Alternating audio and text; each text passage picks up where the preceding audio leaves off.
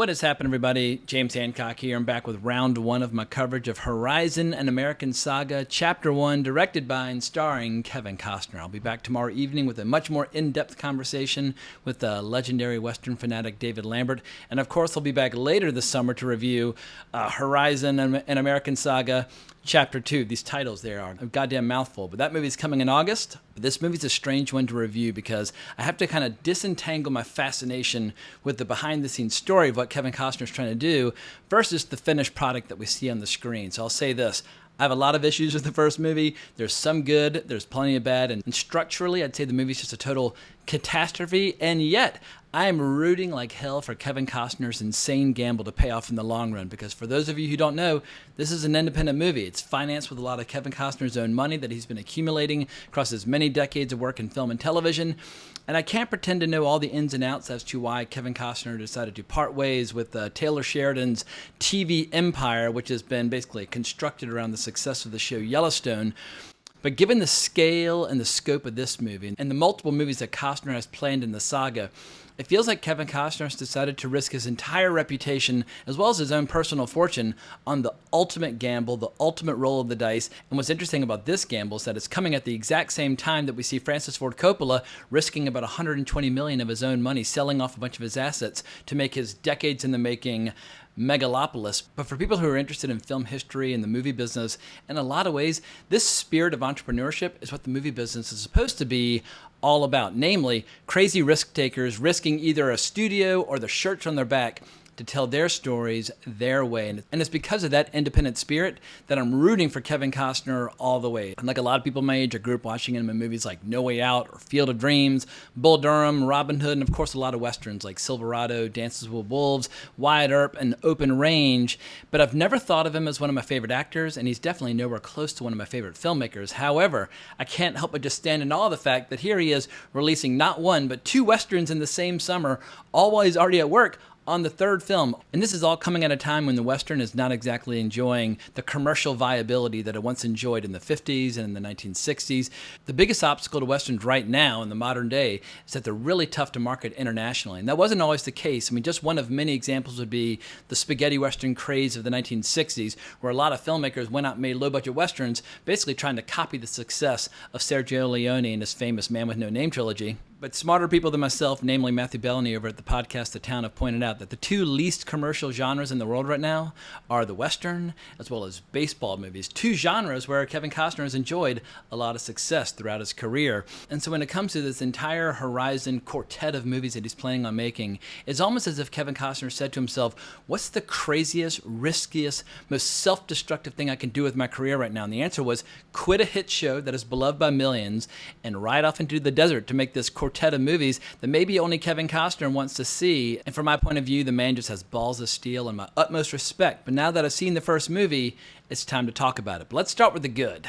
Kevin Costner's put together an incredible cast for this movie, including Sienna Miller, Jenna Malone, Sam Worthington, Danny Houston, who else? Abby Lee, Michael Rooker, Will Patton, Luke Wilson. I mean, the list just goes on and on. I won't claim that everybody has great characters or great dialogue or great storylines, but at least he's assembled an astonishingly good cast.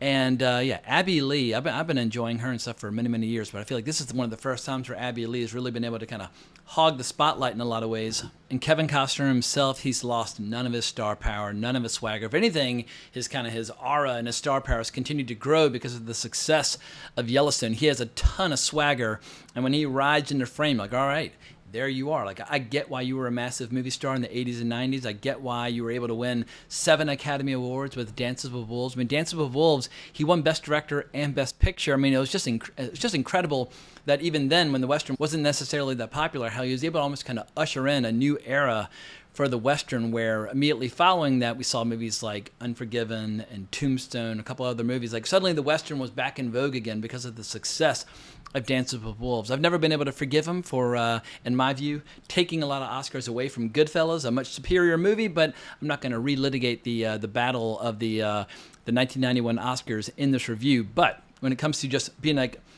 a movie icon, a giant movie star, Kevin Costner is strangely ageless, and he hasn't lost a step at all as a performer. But here's my main problem with the movie. It feels less like an epic movie and much more like a sprawling TV show that's been kind of shoehorned into the big screen epic movie format. And these days, with the lines between movies and linear cable and streaming, etc., all becoming increasingly blurry, sometimes it's hard to know, like, what's the best format or what's the best home for a particular story. And there are obviously exceptions to any rule, but in general, my feelings are, if you want to tell a big, bold, visual like spectacle, if you want to tell your story with images, perhaps movies are a better home. But if it's more story-driven, more plot-driven, well, then perhaps TV's a better home. And obviously, there are plenty of TV shows that have great visuals, and there are plenty of movies that have great scripts and great plot-driven storylines. But in general, the art of cinema is the art of telling stories visually.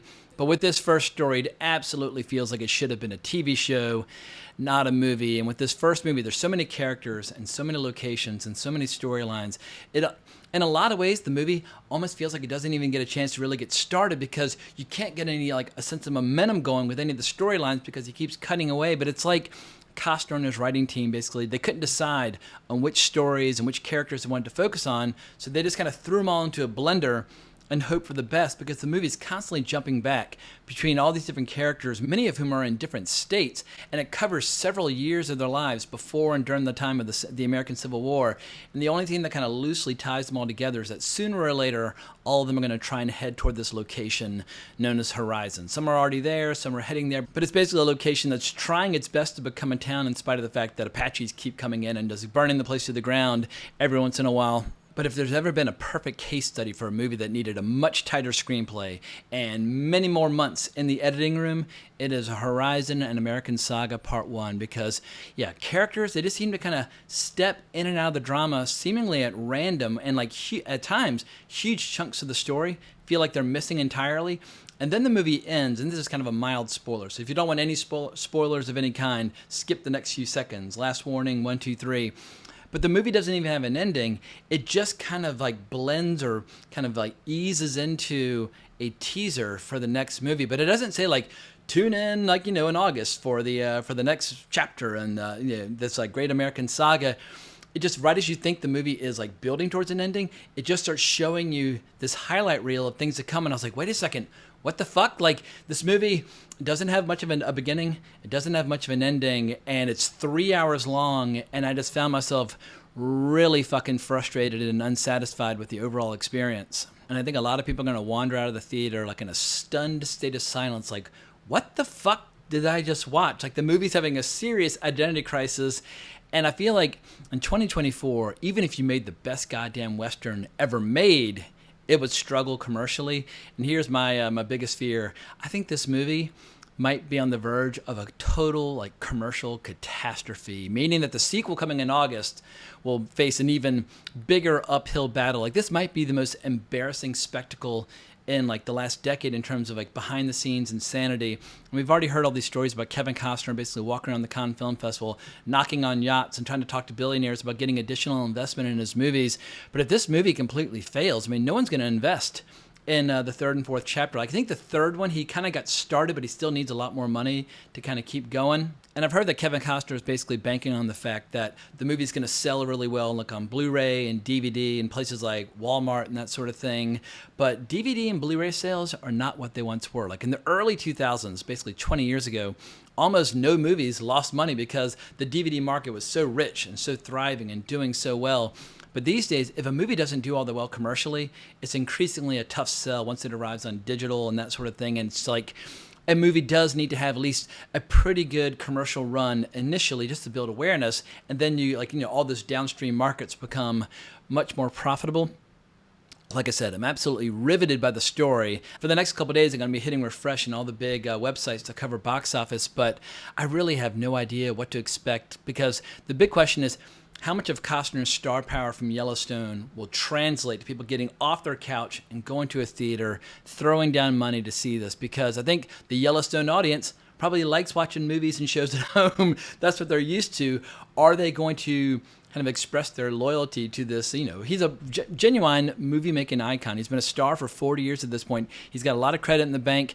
But all the people that were willing to drive to the theater to watch Dances with Wolves, they're all much older now, and I really have no idea what to expect. But obviously, I'm not expecting this movie to do anything close to a Pixar movie or a Marvel movie or whatever the case might be. And I apologize that I'm basically talking around the movie as opposed to about the movie. But once again, the story of this movie and the uphill challenges it faces are so much more fascinating than the movie itself. Like, there's so many storylines in this movie, some of which are more interesting than others, but it's like when you've got 50 different speaking roles, all of whom have their own individual storylines. Like I said, they have such precious little screen time, they don't even really get a chance to get underway. And so when they hit these moments that are supposed to be like the big emotional beat, like a little girl saying goodbye to soldiers as they travel back east to fight in the Civil War.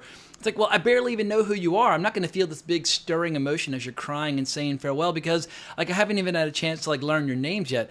If somebody were to put a gun in my head and say, name one character in this movie, I don't know. I think you'd have to look it up because I don't think they even identify any of the characters by name, or very, very few of the characters by name.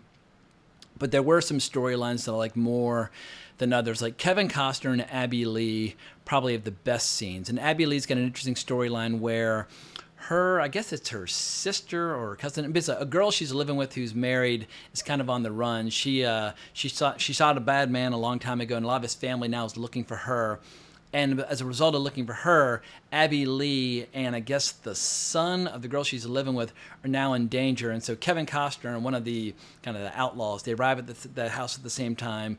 Bullets are inevitably exchanged, and suddenly Kevin Costner finds himself on the run with this insanely beautiful woman who kind of moonlights as a prostitute during the day just to make a little extra money on the side. But what I liked about their storyline is it had my two favorite ingredients you can have in a movie: violence and sex appeal. Abby Lee is astonishingly beautiful. I've been enjoying her movies since Mad Max Fury Road, where that's probably her best movie, but she's she's a former model. I mean, she's hot as hell. And we got to see Kevin Costner doing what Kevin Costner does, just being the ultimate badass, shooting guys down and that sort of thing. And Luke Wilson's got some interesting scenes where he's basically trying to keep order with this wagon train that's pushing west, and like some tensions and problems are emerging between the various people involved in their group. And he's basically just trying to make sure that like they spend 14 hours a day traveling west into the desert where water may or may not be ready for them or waiting for them, and where attacks from the local indigenous folks might become increasingly frequent. He's got some good scenes, and Will Patton's a part of that whole storyline. I guess he's got some decent scenes, but Will Patton's just doing what Will Patton does. One actor who has a lot of footage, but I didn't necessarily like his character all that much, is Michael Rooker, because he's doing a goddamn Irish accent, and we've all seen Michael Rooker in a million movies at this point. He doesn't sound Irish. We all know what Michael Rooker is supposed to sound like, and when he's kind of doing this half-ass Irish accent, it's just distracting. And it's like, you're one of the only guys in this movie that has a genuine, authentic kind of hick accent. Just lean into that hick accent and just let it bring some gritty authenticity to the movie. And I think Danny Houston does a pretty good job in this. He's basically running this army outpost out in the middle of nowhere where he has all these cavalry officers, but he's slowly but surely losing those officers as they travel east to fight in the Civil War. And meanwhile, he's expected to patrol and protect, huge swaths of land, which is why this town of Horizon is basically getting destroyed on a regular basis. Probably the biggest action set piece comes early on in the movie, when the entire town basically just gets completely, utterly massacred, and some of those people decide to go live at the army base as a way of just surviving, which brings in the character of Sienna Miller and her daughter. And Sienna Miller is good in this. She has a nice little kind of a blooming romance with Sam Worthington, but once again, there's so little screen time for all the characters, you don't even really get a chance to like get that invested in their storyline. But with Danny Houston, I must admit, I'm very biased because I'm obsessed with his father, John Huston, who's one of my all-time favorite directors and also just a great character actor. And I just love the whole Houston family and their whole empire, including Walter Houston and Angelica Houston. It's just generations of great actors, but it's John Huston who's the great storyteller and the great legend of that family. But anytime I see Danny Houston, now that he's getting older, he's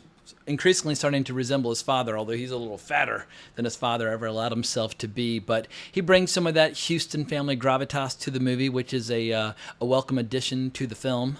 And there are a bunch of actors who play these kind of outlaws and scoundrels who are hunting down the character played by Jenna Malone and eventually the character played by Abby Lee. And they were pretty gnarly and pretty mean, and they spend just as much time kind of beating the shit out of each other as they do the people that they're hunting down. But at a minimum, the movie didn't pull any punches when it came to the depiction of those characters. And another area where this movie doesn't pull any punches is with a little on-screen sexuality. Like, I mean, it's not like there's a bunch of nudity in the movie, but there's partial kind of suggested nudity here and there, which in 2024 is increasingly rare, but it's also historically always been increasingly rare in the Western genre. Like, even in a great show like Deadwood, which is fucking awesome, and this movie is nowhere close as good to a show like Deadwood. But Deadwood, even there, like, anytime there was any sort of like on-screen nudity, it was always depicted in a way that was designed to almost make you like kind of like upset and repulsed, or kind of just like, screaming in horror from just like all the violence and depraved acts that were going on in that show. But this movie does actually have a few little scenes that are designed to titillate the senses. And I'd say some of the Apache characters are pretty cool. There's a character by the name of Pyonsene, played by Owen Crow-Shu, who's pretty mean, pretty gnarly. You can tell he is a warrior born. And for anyone who's seen Dances with Wolves, it should come as no surprise to anyone that Kevin Costner leans all the way in on just like, the kick-ass attire and hairstyle and the weapons and that sort of thing. And I feel like if you want to see the Apache depicted in kind of a badass fashion, this movie definitely goes all in on that. And it's not all just like raids and rampages. You get a lot of time in their camps, seeing their daily lives, and as well as the internal tensions within the camp, where you see how some of these folks just want to live up in the mountains and live in peace, and others, while some of the younger guys definitely got a little more bloodlust. And from their point of view, if they kill enough of the white eyes, as they describe them, well, then perhaps people will stop coming to this bend in the river that the Apaches use so frequently. But I guess the best thing the movie does, there's a great scene.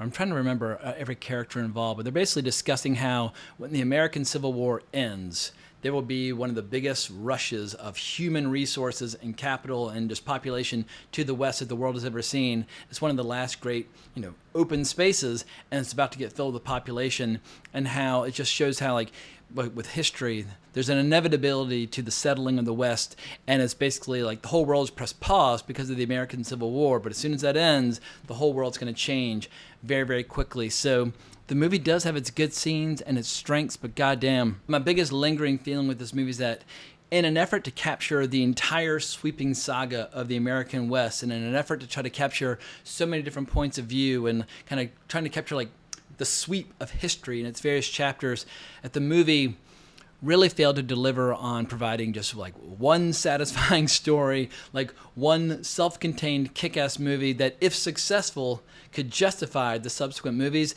It almost feels like a big giant appetizer or teaser for what's to come. And I'm sorry, like when the Western is struggling as much as it is in the present day, you really just needed to provide like just one kick-ass amazing movie that would justify the expense of all these other movies that are coming. But yeah, I have no idea what's going to happen in terms of the numbers. I have no idea what kind of audience reaction there's going to be. But here's another uphill battle, even for people who love Westerns.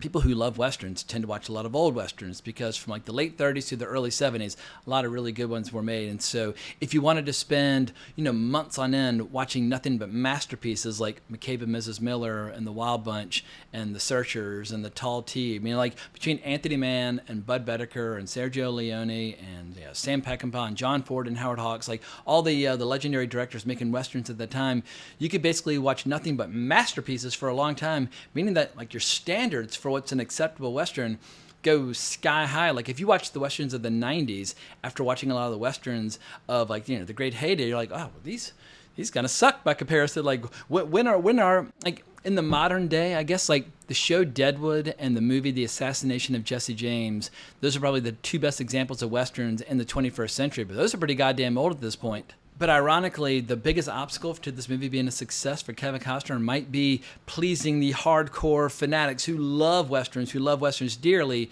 but who frequently find very few reasons to be excited about contemporary Westerns. So, yeah, I can't wait to talk about this more with my friend David Lambert tomorrow, because he's an even bigger Western fanatic and snob than I am. Like a lot of my favorite Western novels that I've read and favorite Western history books have been at his urging. And so it's going to be an interesting conversation, and I can't wait to pick his brain. But I mentioned earlier the podcast The Town, hosted by Matthew Bellany. I strongly recommend people hunt down the latest episode where they do a full breakdown on how does an independent movie that costs more than $100 million get put together what are the various challenges being faced, and how well does the movie need to do where the movie will be considered a flex by Kevin Costner as opposed to an embarrassment. Because the movie could end up being a humiliating failure for Kevin Costner. However, if the movie succeeds, it's like, I don't need the Hollywood system. I'm an independent filmmaker. Fuck all y'all. Like, I'm making my money just fine on my own. And so for them, the number they came up with, if the movie manages somehow to make about $250 million worldwide,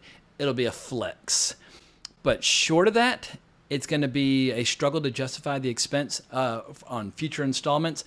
And if the movie ultimately only ends up making, like, a couple $1 million in North America, well, then it's just going to be like a biblical level catastrophe. And once again, a lot of people are going to say, well, this movie's going to make its money on digital. This movie's going to make its money on streaming services with all the fans who love Yellowstone. But to build awareness and to drive people toward those services, a robust, successful theatrical campaign will be the best way to get it started. To be continued. I look forward to discussing the movie again tomorrow, and I'll definitely be discussing the movie again during my box office report later this weekend. But if you want to know how it compares to some of Kevin Costner's other Westerns, maybe it's about at the level of Wyatt Earp. Wyatt Earp has the benefit of focusing on one character, but I think it's about as good as Wyatt Earp. Maybe not quite as good, but I haven't seen Wyatt Earp in a long time. It's definitely not as good as Open Range. It's definitely not going to win 7 Oscars like Dances with Wolves. I don't even necessarily love Dances with Wolves that much, but it does have scenes that give you just chills down to the bone, like at the end when he's riding out of the camp, and I think it's called Wind in His Hair, or Rides with the Wind in His Hair, but the character's up on a hilltop saying, like, do you see that I'm your... I mean, I'm getting chills even talking about it right now. Like, there are bone-chilling sequences in Dances with Wolves that would just give you goosebumps all over, or the fucking buffalo hunt. It is some epic, pure bravado cinema. Maybe this movie is better than Silverado. Silverado, I haven't watched it in like 25 years. It is a very, very fun, serviceable, almost kind of like middle-aged guys dressing up as cowboys kind of movie. But it is a good time, and had the great cast with like Scott Glenn and Kevin Kline and Danny Glover and obviously Kevin Costner. Yeah, he's never really made like a terrible Western, but when it comes to my favorite Westerns, like my favorite by John Ford would either be like Stagecoach or Fort Apache or My Darling Clementine or The Searchers. With Howard Hawks, it would either be Red River or Rio Bravo. With Sam Peckinpah, it would either be The Wild Bunch or Pat Garrett and Billy the Kid, which is coming out on Blu-ray through Criterion in like a week. Bud Bedecker, it would either be Ride Lonesome or The Tall T. Anthony Mann, probably Winchester 73, but I do have a lot of love for the Man from Laramie, as well as Bend of the River and The Furies. I mean, he's got a ton of good ones. Sergio Leone, he's got a ton of good ones as well, but maybe Once Upon a Time in the West would be my favorite of the bunch. Anyway, so if you love Sergio Corbucci, what would be his best? Probably The Mercenaries, or I always say it's The Mercenary or The Mercenaries. I think just The Mercenary. But this is all just a long-winded way of saying that if you want to watch good Westerns, there are plenty of them out there just waiting to be rediscovered by y'all. Speaking of classic Westerns, I should point out I'm wearing my You Do It for Randolph Scott t-shirt, where Randolph Scott and Bud Bedecker made a lot of Westerns together. I mean, he made Westerns with other people as well, but his renowned cycle is very famous, and that's where the Tall T and Ride Lonesome come from. Those movies are incredible, but obviously the line comes from Blazing Saddles, yet another amazing Western, and I guess I'll include a link to my Blazing Saddles 50th anniversary review, but that line where he says, "You do it for Randolph Scott." You do it for Randolph Scott. Randolph Scott. All right, Sheriff. That line had me howling for years before I even knew who the hell Randolph Scott even was. So yeah, whether you like comedy Westerns or classic Westerns or epic Westerns, there's so many different kinds of Westerns out there to be enjoyed. And so I'm just glad that this movie is giving me a chance to discuss Westerns, even if the movie itself is not necessarily my favorite movie. But hope you enjoyed this video. Please consider liking the video, subscribing to the channel, and hitting that notification bell to be notified about future videos about Westerns, as well as Horizon, etc. and so forth. But I hope everybody has a great weekend at the movies, but more importantly, as always, onwards and upwards.